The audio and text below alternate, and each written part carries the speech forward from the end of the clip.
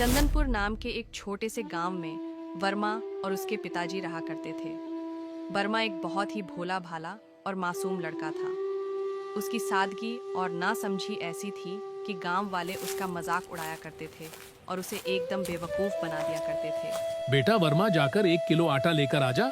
सारा आटा खत्म हो गया है। रोटी बनानी है और कुछ बचा ही नहीं घर में। ठीक है पिताजी, मैं अभी जाता हूँ। दुकान यहाँ पास में ही तो है। अरे वर्मा, रुको जरा। आटा लेते वक्त थोड़ा ध्यान रखना, अच्छी क्वालिटी का लेना। पिछली बार जो लिया था वह ठीक नहीं था। वर्मा आटा लेने चला जाता है। सोहन अपने दोस्त रोहन के साथ खड़ा होता है। तभी उसे वर्मा आते हुए दिख जाता है। अरे वह देखो, वर्मा आ रहा है। अभी उसको बेवकूफ बनाते हैं। अरे वर्मा, कहाँ जा रहा है भाई? सोहन भाई, पिताजी ने कहा है कि 1 किलो आटा लेकर आना, तो मैं बस वही लेने जा रहा हूँ। अरे वर्मा, रुक जरा। तेरे पिताजी ने आटा नहीं चावल मांगे हैं। तूने शायद गलत समझा। अरे भाई, पिताजी साफ साफ आटा कहाँ था? मैंने खुद सुना था उनकी बात। अरे नहीं वर्मा, तेरे पिताजी ने तुझे चावल मांगा है और तू चावल ही लेकर जा, वरना तो खामा खा तुझे फिर से बेवकूफ समझेंगे। वर्मा दुकानदार से चावल लेकर अपने घर चला जाता है। फिर जैसे ही उनके पिताजी देखते हैं कि वह आटे की जगह चावल लेकर आ गया, वह उससे पूछते हैं, अरे वर्मा, मैंने तो तुझे पहले ही कहा था कि आटा लेकर आना है, तो तू चावल क्यों लेकर आ गया? अरे सोहन ने तो कहा था कि आपने मुझसे चावल मांगे हैं, तो मैं लेकर आ गया। वर्मा के पिताजी वर्मा को देखकर बहुत ही दुखी होते थे, क्योंकि वह बिल्कुल भी समझदार नहीं था। कुछ समय बाद भयानक सूखा पड़ जाता है। बारिश का नामो निशान तक नहीं रहता। आसमान से एक बूंद पानी भी नहीं गिरता। सारे तालाब, कुएं और नदियां सूख जाते हैं। पेड़ पौधे मुरझा जाते हैं और खेत बंजर हो जाते हैं। गांव के सभी लोग पानी के लिए तरसते लगते हैं। प्यास से उनकी हालत खराब होने लगती है। बच्चे, बूढ़े, जवान सब पानी की एक एक बूंद को तरसते हैं। ऐसे में गांव का एक सेठ, जिसकी जमीन पर किसी चमत्कार से थोड़ा पानी बचा रहता है, वह उसे पानी को ऊंचे दामों पर बेचना शुरू कर देता है। सेठ जी, पानी भी कोई बेचने की चीज होती है क्या? यह तो ऊपर वाले की देन है, प्रकृति का वरदान है, जिसे सबके लिए खुला होना चाहिए। आप इसे क्यों बेच रहे हैं? यह पानी आपकी मेहनत से नहीं भरा, यह तो बारिश का पानी है। अरे मोहन, ये मेरे जमीन पर है तो मेरा हक हुआ ना, और मैं अपनी चीज का मन करे वो कर सकता हूँ। अगर पानी चाहिए तो दाम चुका, वरना आगे बढ़। बहुत लोग लाइन में खड़े हैं खरीदने के लिए। सेठ जी, ये सब सूखा पड़ने की वजह से हो रहा है। अगर कुआं, तालाब और नदियां भरी होती तो कोई आपसे पानी क्यों खरीदते? आपने हमेशा अपने फायदे के बारे में सोचा, गांव की भलाई के लिए कभी कुछ नहीं किया। लेकिन याद रखिए, ऊपर वाला देख रहा है। देख मोहन, मुझे ज्ञान मत दे। ये दुनिया पैसा समझती है, भावनाओं से कोई पेट नहीं भरता। मैं धंधा कर रहा हूँ। मोहन सेठ से एक घड़ा पानी लेकर चला जाता है।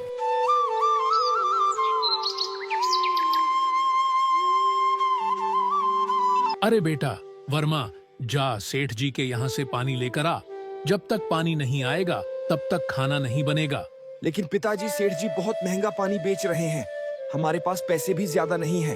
बेटा, गरीब आदमी के पास कोई और चारा नहीं होता है। पानी तो चाहिए ही, चाहे वह जैसे भी आए। अगर आज पानी नहीं लाए तो खाना कैसे बनेगा? पिताजी, कितना बड़ा अन्याय है।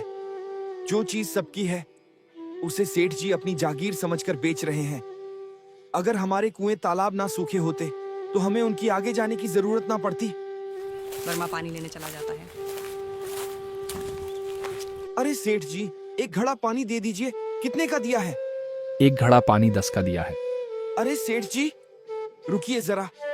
एक क्या माजरा है? कल ही तो आपने मेरे एक घड़ा पकड़ाया था, और वह भी 5 रुपए में।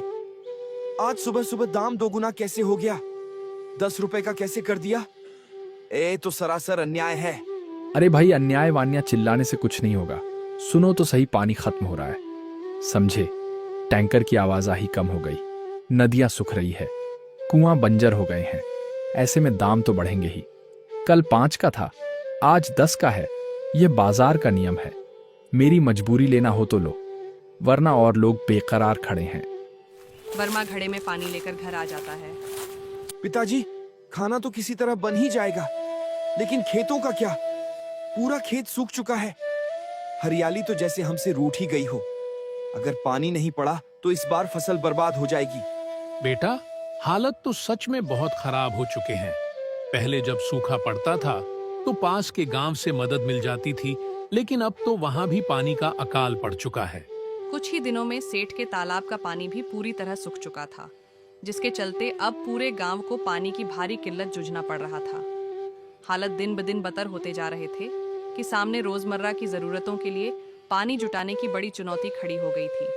इस गंभीर समस्या से निपटने के लिए सरपंच ने तुरंत एक कदम उठाया और सभी गांव वालों को एक सभा के लिए बुलाया, ताकि इस संकट का कोई हल निकाला जा सके। हम सभी को पता है कि सेठ के तालाब का पानी भी अब खत्म हो चुका है। हालत अब दिन ब दिन बदतर होते जा रहे हैं। अब अगर हमने कुछ नहीं किया तो हमारा गांव भी इतिहास बनकर रह जाएगा। हमें कोई ना कोई हल निकालना ही होगा। सरपंच जी, ये संकट तो पहले कभी नहीं देखा। खेत बंजर हो गए, मवेशी करने की कगार पर है और लोग भूख प्यास से बेहाल हैं। कुछ ना कुछ करना ही होगा, वरना हालात और बिगड़ जाएंगे। सरपंच जी, मैं सोच रहा हूँ हमें समय उस रेगिस्तान की ओर जाना चाहिए जिसके बारे में हमारे बुजुर्ग कहते आए हैं। उन्होंने कहा था कि अगर पानी की असली खोज करनी है तो वहां जाना होगा। हो सकता है वहां कोई ऐसा रास्ता मिले जिससे हमारा गांव बच सके। नहीं, वहां जाना सही नहीं होगा। क्या तुम्हें याद नहीं, हमारे पड़ोसी गांव के कुछ लोग वहां गए थे, पानी की आस में निकले थे, लेकिन आज तक वापस नहीं लौटे। वहां जाने का मतलब मौत को बुलावा देना है। पर सरपंच जी, हमें कुछ तो करना ही होगा। हाथ पर हाथ धरे बैठे रहने से पानी नहीं मिलेंगे। अगर हम डर कर यहाँ बैठे रहेंगे तो पूरा गांव ही खत्म हो जाएगा। कम से कम हमें कोशिश करनी चाहिए। तुम्हारी बात ठीक है, लेकिन अभी हमें इस बारे में बात नहीं करनी चाहिए। वक्त आने पर हम किसी न किसी को वहां भेज देंगे।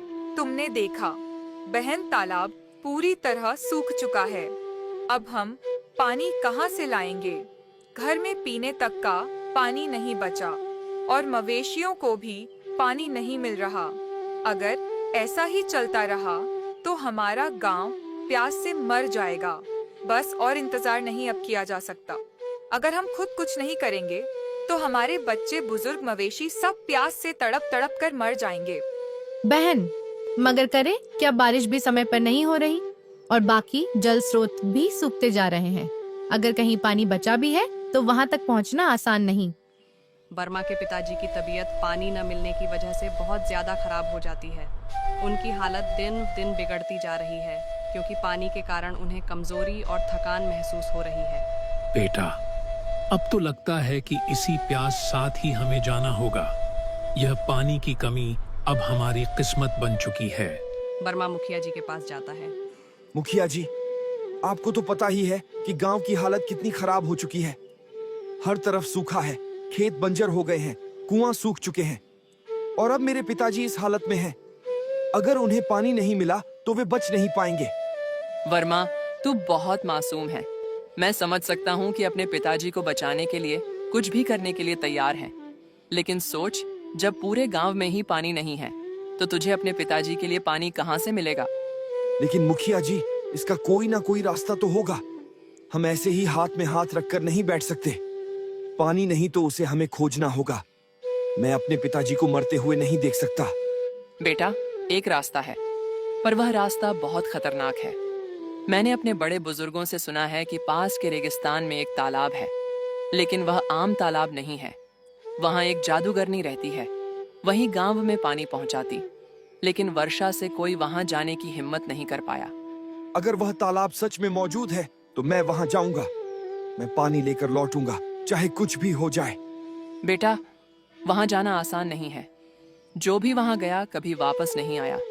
रेगिस्तान की रेत लिल जाती है लोगों को, और वह जादूगरनी, उसकी शक्तियों को कोई अंदाजा नहीं है।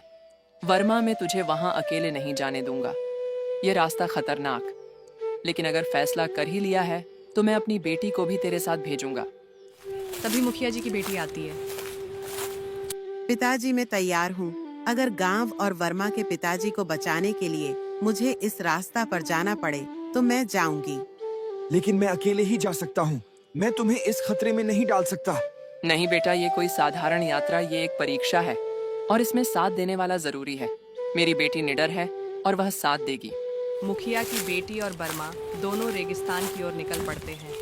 अपने लक्ष्य की ओर बढ़ते हुए वे लंबे समय तक चलते रहते हैं, लेकिन अचानक एक भीषण तूफान आ जाता है। तेज हवाओं और उड़ती रेत के कारण उनकी राह मुश्किल हो जाती है और वे आगे बढ़ने में असमर्थ हो जाते हैं। तूफान इतना प्रचंड होता है कि उनके लिए एक कदम भी उठाना नामुमकिन सा होने लगता है। लगातार चलते चलते पूरी तरह थक जाते हैं। उनकी सांसें उखड़ने लगती हैं। वर्मा, अब मुझसे नहीं चल जाएगा। मैं बहुत थक चुकी हूँ। मुझे नहीं लगता कि अब और आगे बढ़ना सभी होगा।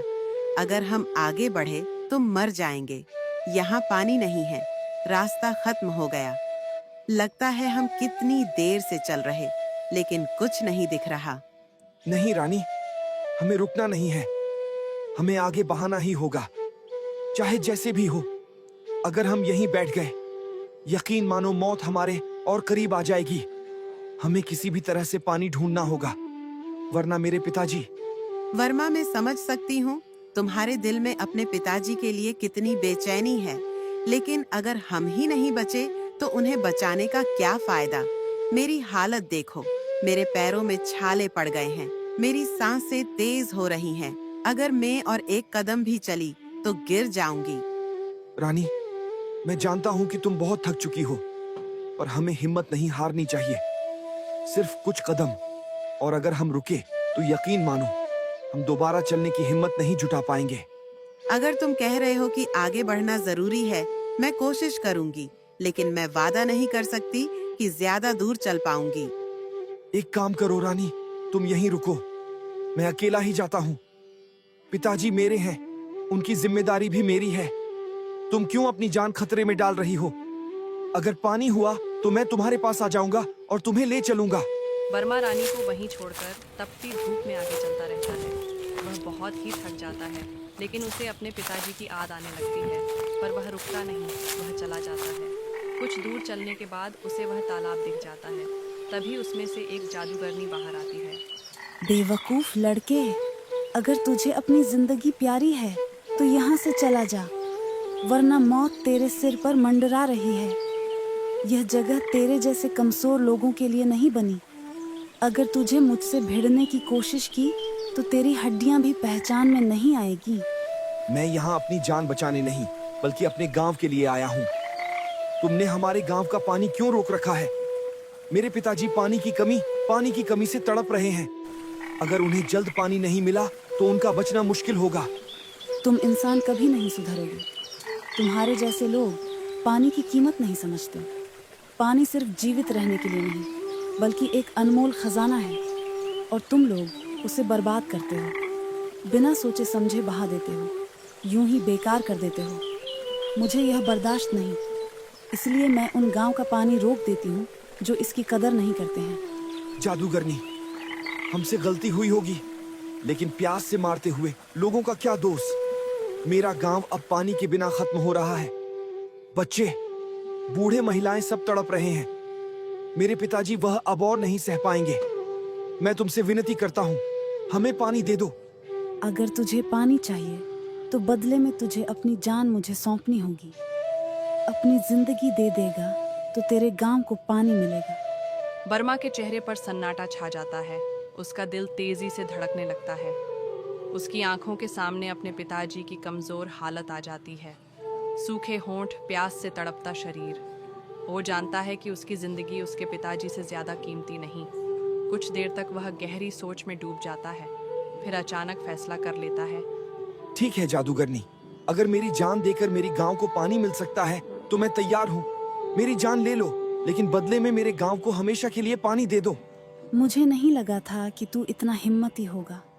आम लोग अपनी जान बचाने के लिए कुछ भी कर सकते हैं, लेकिन तू अपने गांव के लिए मरने को तैयार है। यह दिलचस्प है। मेरे लिए मेरे पिताजी और मेरे गांव के लोग सबसे जरूरी है। अगर मेरी कुर्बानी से उनकी प्यास बुझ सकती है तो इससे बड़ी खुशी मेरे लिए कुछ और नहीं होगी। पर मैं यह चाहता हूँ कि मुझे थोड़ी देर के लिए आप अपने दोस्त से मिलने दिया जाए, ताकि मैं उससे कुछ कह सकूं। ठीक है, जाओ, तुम उससे मिलकर आ जाओ आखिरी बार। वर्मा रानी के पास जाता है। रानी, मेरे पिताजी से कहना कि उनका वर्मा बेवकूफ नहीं था, हिम्मत वाला था। उसने अपने गांव वालों के लिए अपनी जान कुर्बान कर दी, लेकिन कभी भी हार नहीं मानी। और गांव वालों से कहना कि पानी अनमोल है, इसकी बर्बादी ना करें। क्योंकि जिसे प्यास की तकलीफ नहीं पता वो कभी उसका महत्व नहीं समझ सकता। नहीं वर्मा, ये तुम क्या कर रहे हो? तुम ऐसे कैसे जा सकते हो?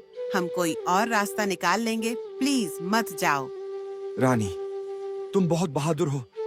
तुम्हारा बहुत बहुत धन्यवाद। तुम मेरे साथ यहाँ तक आई। तुमने हर कदम पर मेरे साथ दिया, मेरी हिम्मत दिखाई। लेकिन अब मेरी राह अलग है। वर्मा, अगर तुम रहे तो मैं कैसे रहूंगी? और तुम्हारे पिताजी, क्या तुमने सोचा कि उनका क्या होगा जब उन्हें पता चलेगा कि उनका बेटा उनके लिए जान दे चुका है? मैं जानता हूँ रानी, यह रास्ता आसान नहीं होगा, पर यह जरूरी है। अगर मैं अपनी जान देकर गांव को पानी दे सकता हूँ तो मैं ये सौदा बुरा नहीं है। और हाँ, तुमसे यह झूठ नहीं कहा, पानी मिल गया है, लेकिन इसकी कीमत मेरी जान है। इतना कहकर वर्मा वहां से चला जाता है, अपने पीछे एक अनिश्चित भविष्य छोड़कर। उसी दौरान एक रहस्यमयी जादूगरनी प्रकट होती है जिसके पास असीम शक्तियां थीं। उसने वर्मा को अपने जादू के जाल में फंसा लिया और उसकी जान ले ली, लेकिन यह बलिदान व्यर्थ नहीं गया। वर्मा के जान के बदले में जादूगरनी ने पूरे गांव को पानी का वरदान दे दिया। सूखे हुए गांव में चमत्कार सा हो गया। जहां कभी पानी के एक बूंद के लिए तरसते थे, वहां अब पानी की कोई कमी ना रही। और उसने दुखी मन से वर्मा के पिताजी को सारी बात बताई। उसने कहा, वर्मा ने अपने जान की कुर्बानी देकर पूरे गांव को पानी का तोहफा दिया है। उसका यह बलिदान हमें हमेशा याद रखना होगा। पिताजी की आंखों में आंसू झलक आए, लेकिन उन्हें गर्व हुआ कि उनके बेटे ने इतना बड़ा काम किया। गांव वालों ने वर्मा की याद को अपने दिलों में संजोग दिया। उन्होंने साथ मिलकर प्रण किया कि अब पानी की एक बूंद भी बर्बाद नहीं करेंगे।